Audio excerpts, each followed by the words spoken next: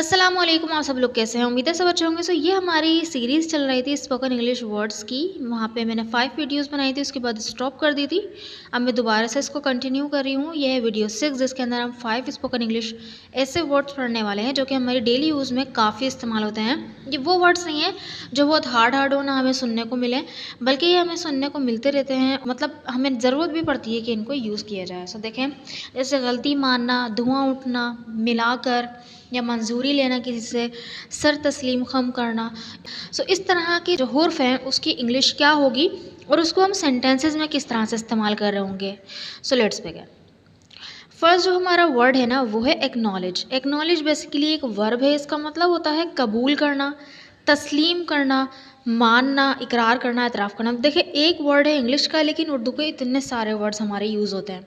कभी हम बोलते हैं कबूल करना, तस्लीम करना, मानना, इकरार करना, एतराफ़ करना। जो उर्दू जानते हैं उनको पता होगा कि इन सब के मतलब ही जो है मिलते जुलते हैं, एक ही तरह के हैं। तो क्योंकि ये एक वर्ब है तो इसकी फॉर्म्स हैं एक्नॉलेज, एक्नॉलेज्ड और एक्नॉलेज्ड। यानी सेकंड और थर्ड फॉर्म में ईडी लग जाएगा। ठीक है। नेक्स्ट हमारा जो इसकी इंग्लिश मीनिंग है वो क्या है? एक्सेप्ट और एडमिट द एग्जिस्टेंस और ट्रुथ ऑफ समथिंग और समवन।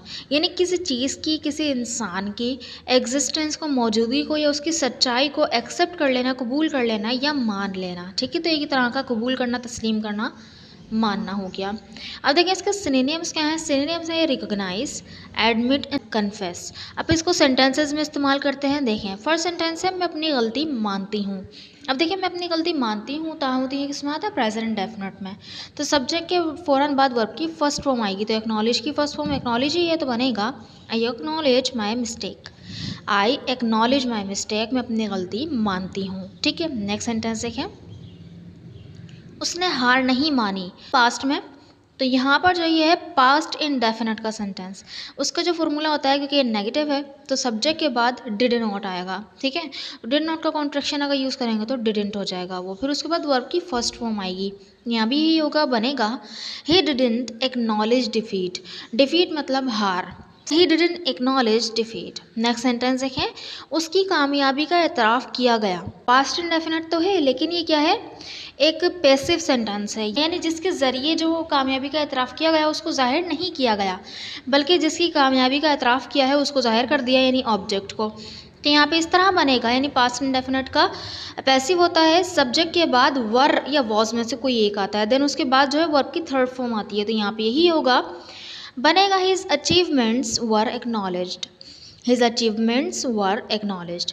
ठीक है। अचीवमेंट क्योंकि प्लूरल था, इसके साथ वर लगा, देन उसके बाद एक्नॉलेज्ड की, एक्नॉलेज की थर्ड फॉर्म आ गई एक्नॉलेज्ड। ठीक है। नेक्स्ट सेंटेंस देखें, उसने इसे सच मान लिया। उसने इसे सच मान लिया, यानी कोई बात होगी, कुछ भी होगी, तो उसे सच मान लिया। तो बनेगा ही एक्नॉलेज्ड इट।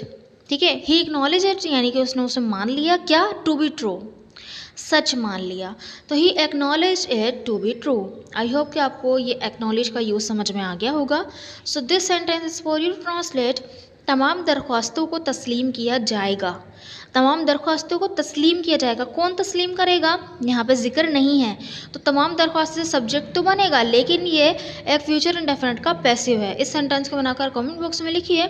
हम नेक्स्ट वर्ड की तरफ बढ़ते हैं, जो कि है राइज।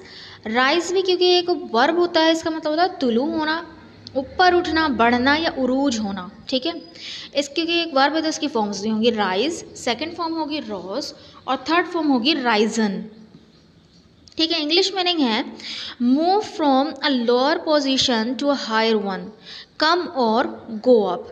यानी कि लोअर पोजीशन से हायर पोजीशन की तरफ मूव करना, या तो ऊपर की तरफ आना या जाना। ठीक है। वही बात हो गई तुलू होना, उठना या बढ़ना। इसके सिनोनिम्स हैं मूव अपवर्ड, गो अप या गेट अप। ठीक है। को हम सेंटेंसेस में इस्तेमाल करें तो चलें देख लेते हैं। फर्स्ट ऑफ ऑल देखें, फर्स्ट सेंटेंस है सूरज मशरिक से निकलता है। तो प्रेजेंट इंडेफिनिट में क्या होता है? सब्जेक्ट के बाद वर्ब की फर्स्ट फॉर्म आती है, और अगर थर्ड पर्सन सिंगुलर हो, क्योंकि यहाँ पर जो है थर्ड पर्सन सिंगुलर या कोई सिंगुलर नेम हो, तो यहाँ पे देखिए सिंगुलर नेम है सूरज। यहाँ पे उसके बाद क्या होगा? वर्ब की फॉर्म में ई एस और एस का इजाफा होगा, तो यहाँ पर राइज में एस का इजाफा राइजेस बन जाएगा। तो बनेगा the sun rises in the east. The sun rises in the east. Next sentence देखें,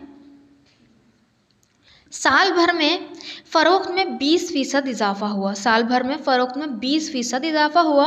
तो ये है पास्ट इंडेफिनिट का सेंटेंस। सब्जेक्ट के बाद क्या होगा, वर्ब की सेकंड फॉर्म आएगी। तो राइज की सेकंड फॉर्म क्या है, रोज।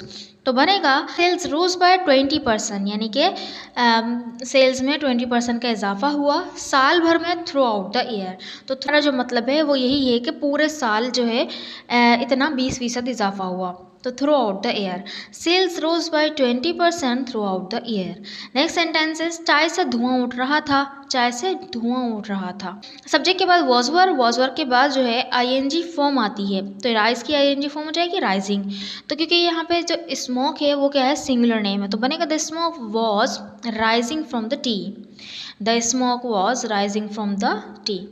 नेक्स्ट सेंटेंस देखें, पेट्रोल की कीमत दिन ब दिन बढ़ रही है प्रेजेंट कंटिन्यूस का टेंस है। सब्जेक्ट के बाद इस एम आर के बाद वर्ब की आईएनजी फॉर्म आएगी। तो बनेगा the price of petrol is rising day by day.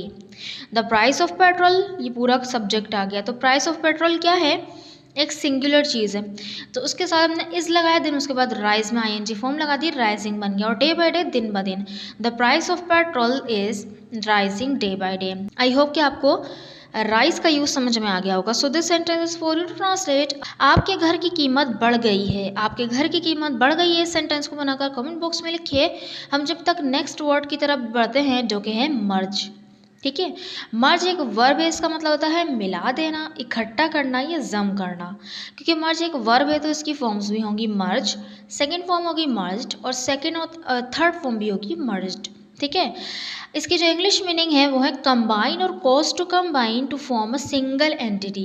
तो सिंगल एंटिटी को बनाने के लिए, यानी किसी दो चीज़ों को या दो से ज़्यादा चीज़ों को कंबाइन कर दें, मिला दें, या मिलाने की वजह बन जाए, तो वो हो जाएगा मर्ज करना। ठीक है, इसके जो सिनोनिम्स हैं वो है जॉइन, कंबाइन, असेंबल या गैदर। तो चलें इसको सेंटेंसेस में इस्तेमाल करते हैं। जैसे उन्होंने दो कंपनियों के एक में जम करने का फैसला किया, यानी दो कंपनियों को एक में मिलाने का, इकट्ठा करके एक बना दी जाएगी कंपनी को। तो बनेगा they decided to merge two companies into one. ठीक है, they decided to merge two companies into one, उन्होंने दो कंपनियों को एक में जम करने का फैसला किया। नेक्स्ट सेंटेंस देखें, उसका मुहकमा मेरे साथ मिल जाएगा। ठीक है, तो उसका मुहकमा और मेरा मुहकमा जो है मिलकर काम करेंगे, एक बन जाएगा वो मुहकमा। ठीक है, तो बनेगा his department will merge with mine. Next sentence देखें, वो भीड़ में मिल गया, वो भीड़ में मिल गया यानी भीड़ में चला गया और उससे उन्हीं में जाके घुल मिल गया, उन्हीं में शामिल हो गया, इस तरह का सेंस है। तो बनेगा he merged into the crowd, he merged into the crowd. I hope कि आपको मर्ज का यूज समझ में आ गया होगा। So this sentence is for you to translate, ये कंपनी 3 छोटी फर्मों को मिलाकर बनाई गई थी। ये कंपनी 3 छोटी फर्मों को मिलाकर बनाई गई थी। सो ये एक है पैसिव सेंटेंस, है ना। इस सेंटेंस को बनाकर ज़रूर कमेंट बॉक्स में लिखिएगा। हम नेक्स्ट वर्ड की तरफ बढ़ते हैं जो कि है अप्रूव। अप्रूव भी एक वर्ब ही है, इसका मतलब होता है मंजूर करना। ठीक है, क्योंकि अप्रूव एक वर्ब है तो इसकी फॉर्म्स भी होंगी अप्रूव, अप्रूव्ड और अप्रूव्ड।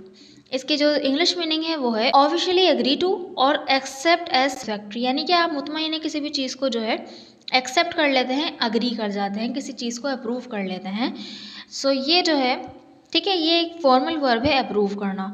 जैसे कि आपकी दरख्वास्त अप्रूव हो गई, आपकी छुट्टियां अप्रूव हो गई, जो भी जो है अप्रूव करना यहाँ पे यूज़ कर सकते हैं। इसके जो सिनोनिम्स हैं वो है अग्री विद, इंडोर्स या एक्सेप्ट। इसके जो सेंटेंसेस हैं देखते हैं, मैं आपकी छुट्टी मंजूर करूँगा। तो मैं आपकी छुट्टी मंजूर करूँगा, ये पास्ट, ये है फ्यूचर इंडेफिनिट का सेंटेंस बनेगा I will approve your holiday, I will approve your holiday, यानी मैं मुतमईन होऊंगा, पूरी तरह से राज़ी होऊंगा कि हमें आपको छुट्टी दे दूँ, तो मैं आपकी छुट्टी मंजूर कर लूँगा। नेक्स्ट सेंटेंस देखें, बॉस ने तमाम मुलाजमीन के लिए तनख्वाह में इजाफे की मंजूरी दे दी।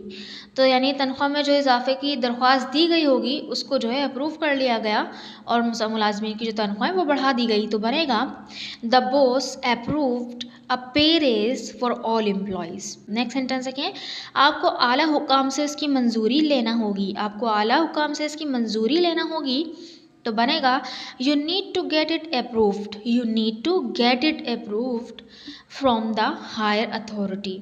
तो करवाना होगा यहाँ पे एक पॉजिटिव सेंटेंस है, आपको किसी तीसरे बंदे से करवाना है, आला हुक्काम से करवाना है। तो you need to get it approved from the higher authority. अगर आपको पॉजिटिव सेंटेंसेस के बारे में थोड़ी सी भी डाउट है या कुछ भी है तो इस पर मैंने एक तफसील से वीडियो बनाई हुई है जिस पे मैंने सारे पॉजिटिव वर्ब को तफसील से डिफ़ाइन किया है।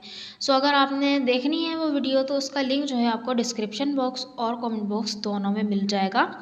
और हमारे व्हाट्सएप चैनल को भी ज़रूर आप ज्वाइन कर लीजिएगा, वहाँ पे मैं टाइम टू टाइम बहुत सारी चीज़ें जो हैं शेयर करती रहती हूँ। ठीक है, नेक्स्ट सेंटेंस देखें, उसने तजवीज़ को मंजूर करने से पहले उन पर गौर किया, यानी तो उसके पास जितने भी प्रपोजल्स आए थे, तजवीज़ आई थी, उनको मंजूर करने से पहले, उनको अप्रूव करने से पहले उसने उस पर गौर किया, यानी उन सबको देखा कि आया मुझे किसको अप्रूव करना चाहिए और किसको नहीं। सो बनेगा he went through the proposals before approving them. तो वेंट थ्रू यानी गौर करना, यानी उसको जो है अच्छी तरह से खंगालना, देखना। तो he went through the proposals before approving them. Next sentence, उसने एक लम्हे के लिए सोचा और फिर मंजूर कर लिया, यानी एक लम्हे के लिए उसने सोचा इस बारे में, देन मंजूर कर लिया, अप्रूव कर लिया। तो बनेगा she thought for a moment and then approved. She thought for a moment and then approved. I hope कि आपको अप्रूव का यूज़ समझ में आ गया होगा। नेक्स्ट वर्ड है सबमिट। सबमिट भी एक वर्ब ही है, इसका मतलब होता है, देखें ये एक वर्ब है तो इसका मतलब है जमा करना। एक तो जमा करना हो गया सबमिट, ठीक है, पेश करना भी होता है और हथियार डाल देना भी होता है, ये किसी के हवाले कर देते हैं हम, क्योंकि किसी को चीज़ आप जमा कराते हैं तो उसके हवाले ही करते हैं, उसको पेश कर रहे होते हैं। और एक दूसरा इसका मतलब होता है कि हथियार डाल देना। इसके लिए एक और वर्ड यूज़ है सरेंडर, तो सरेंडर कर देना, तो यहाँ पर हम सबमिट का यूज़ कर सकते हैं उसके लिए। देखें इसके जो, क्योंकि एक वर्ब है तो इसकी फॉर्म्स में है सबमिट, सबमिटेड और सबमिटेड। सेकंड और थर्ड फॉर्म है इसकी सबमिटेड। इसकी जो इंग्लिश मीनिंग है वो है टू गिव पावर और अथॉरिटी ओवर अ पर्सन और ग्रुप टू समवन और टू एक्सेप्ट समथिंग अनविलिंगली। यानी कि जो है किसी को कुछ पावर दे देना, अथॉरिटी दे देना किसी भी इंसान पर या किसी भी चीज़ पर, ठीक है, या तो कोई चीज़ अनविलिंगली, ना चाहते हुए एक्सेप्ट कर लेना, यानी हथियार डाल देना, हार मान लेना। अब देखें इसके जो सिनोनिम्स हैं वो है हैंड ओवर या सरेंडर, हैंड ओवर या सरेंडर। इस सेंटेंसेस इस्तेमाल करते हैं जैसे बराहे करम मुझे दस्तावेज़ जमा करवाएं, यानी जो दस्तावेज़ है वो मेरे हवाले कर दें, मुझे पेश कर दें, मुझे जमा करवा दें। तो बनेगा please submit the document to me, please submit the document to me. ठीक है, नेक्स्ट सेंटेंस, कभी भी किसी धमकी के आगे सर तस्लीम खम ना करें, यानी हथियार ना डालें, उस धमकी के आगे जो है हार ना मान जाए। तो बनेगा never submit to a threat, never submit to a threat. Next sentence, मुझे उम्मीद है कि आप आखिरी तारीख से पहले अपनी असाइनमेंट जमा कर सकते हैं। तो बनेगा I hope you can submit your assignment before the deadline. ठीक है, नेक्स्ट सेंटेंस देखें, हमें अपने आप को अल्लाह की मर्ज़ी के ताबे करना चाहिए, यानी अल्लाह की मर्ज़ी के हवाले कर देना चाहिए। ये जो अल्लाह ताला की मर्ज़ी होगी वो हो जाएगा, कोई आपको टेंशन लेने की ज़रूरत है, और इंशाल्लाह जो अल्लाह करता है वो बेहतरीन से बेहतरीन ही करता है। सेंटेंस बनेगा we must submit ourselves to अल्लाह's will। आई होप कि आपको ये सारे वर्ड समझ में आए होंगे। अगर आपको ये वीडियो अच्छी लगी है तो चैनल को ज़रूर सब्सक्राइब भी कर दीजिएगा और वीडियो को लाइक भी कर दीजिएगा, और हमारे व्हाट्सएप चैनल को ज्वाइन करना मत भूलिएगा। Thank you so much.